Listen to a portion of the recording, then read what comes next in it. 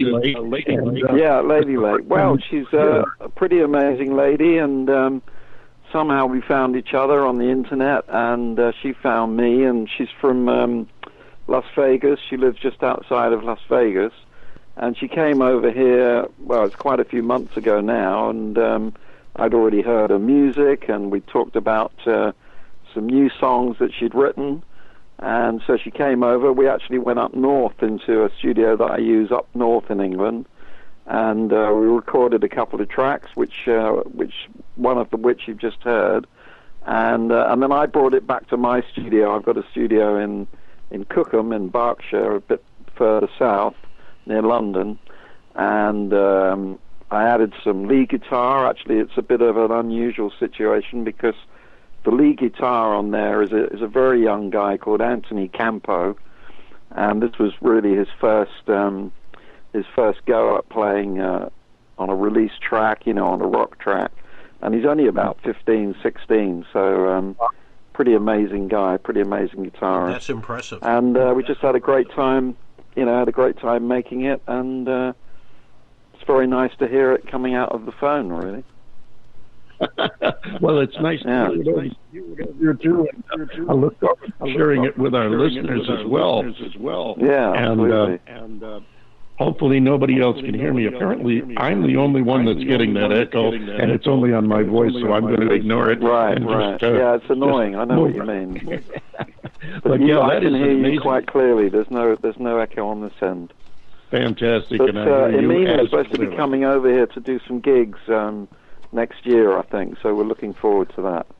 Yeah, we're looking forward to having her over here. I know I'd talked to the girls at Lady Lake earlier this year, and we were definitely working on having her stop by the show. But she was spending some time over there. Now, where is Emina from? Is she from Europe? No, she's from the States. She's from, like I say, she lives just outside of Las Vegas. Okay. She's stateside, yeah, absolutely. Okay, I wasn't sure, and I know I had talked to Cindy about how to pronounce her name, because that's one thing we try to do. We try to at least say their names correctly. So I got into a bit of trouble with. I think I was calling her a minor or E minor. Well, it is a chord, really, isn't it? E minor. Yeah, it is. As a matter of fact, but it's an interesting note. Yeah. But it's one of those names. It's Emyna, and it's one that's open to conjecture about pronunciation. That's it. It was She's fun. A crazy lady, and I mean, her voice at the end there, she can really sing incredibly high notes. Oh my gosh, that hurt my throat. Got that at the end. Listening to it. Yeah. She definitely puts it all into it. Now, this is just the latest example of a lot of stuff. I know you have produced for more artists than we have time to go into the list of. But in addition to that, you started to take your notes and stories of what you have done, and you put them into an audio CD book now. Well, yeah, it's specifically to do with Elton John, really. Well, it's actually my story, how I started off way back in 1967 when I left school. I went to work for quite a famous music publisher called Dick James, who was the Beatles music publisher at the time, and I went straight there from school at age 15, which was a bit amazing, really, and started off as the office boy there, but then I started to meet some of these musicians that were signed to the publishing company, and one of those was Elton. Well, he was called Reg Dwight at the time. He's only about 21, and I was just 15.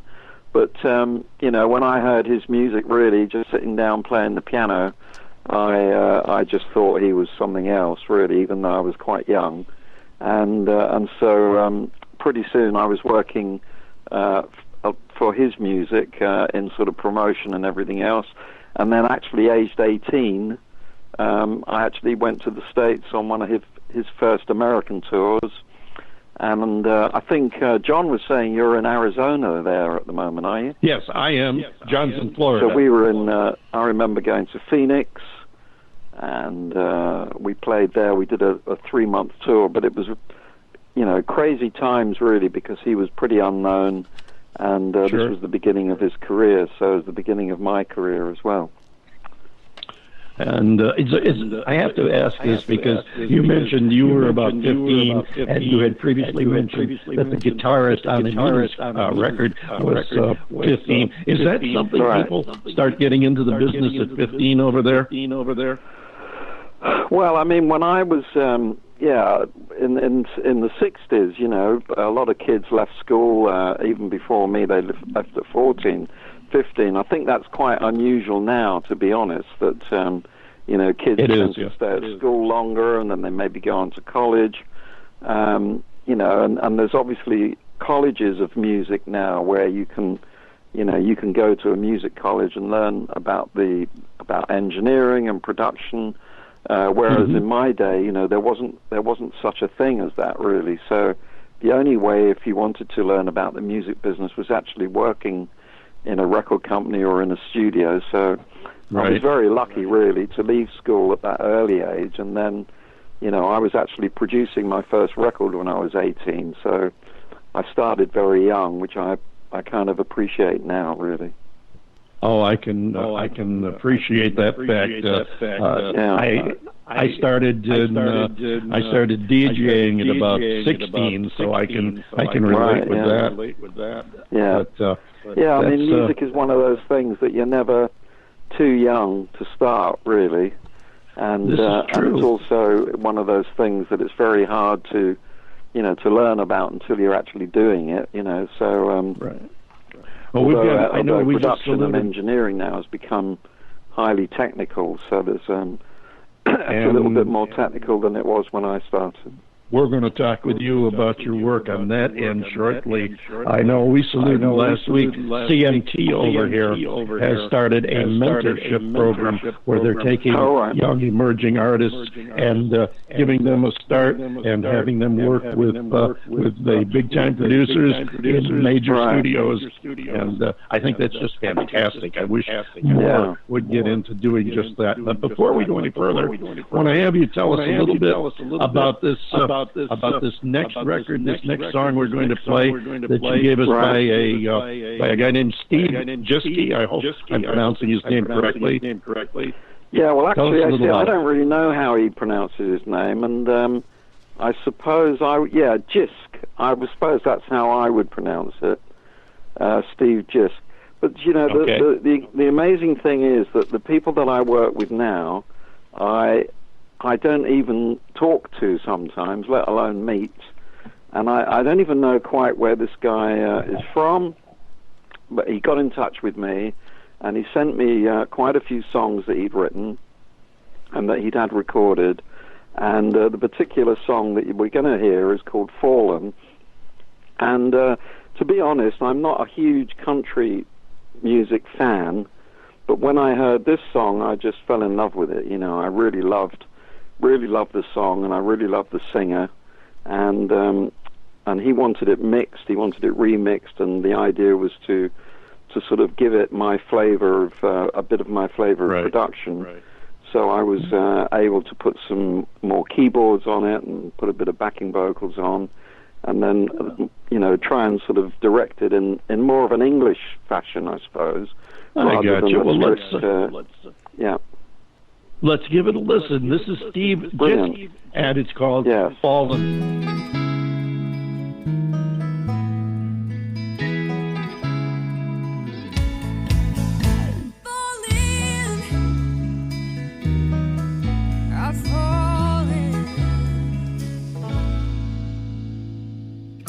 Looking back to the path of broken highways, never heard all those words that you wanted to say. All I have is emotional baggage left behind, some dark abandoned place. Yesterday was a beautiful sunrise. Without you, all that beauty seems displaced. I never knew that it was you that kept me right inside. Now I'm wrong in oh so many ways, and I never really knew just how good it was until it wasn't what it was. No, it wasn't what it was.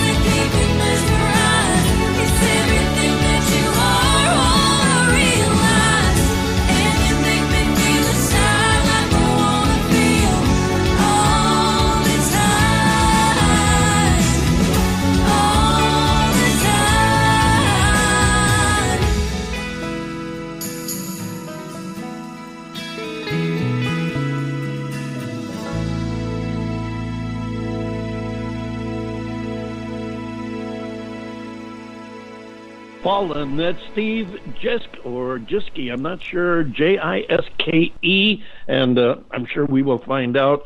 Somebody will write us and tell us if we pronounced his name wrong. I'm sure, but Stuart, quite a production. I really love the way you went from the power production to right there at the end, for example, down to the bare minimum instrumentation for the closing couple of notes. That's a really neat the way you did that. I know that's probably not a hyper technical production term, but then I'm the guy that plays the records. You're the one that produces them, and that is quite a production. I don't know if this is letting out trade secrets or what, but you yourself added the keyboards, and your wife did the background vocals. Yeah, I mean, we actually the track that I was sent was pretty full. And, there's a lot of instruments on it already, keyboards and drums and bass and, guitar. There's actually banjo on there as well. We added some extra piano and some violins, some strings. And then my wife added just an extra harmony, which isn't, it's not all the harmonies. It's just blended in there. But it was a great track anyway, but it was just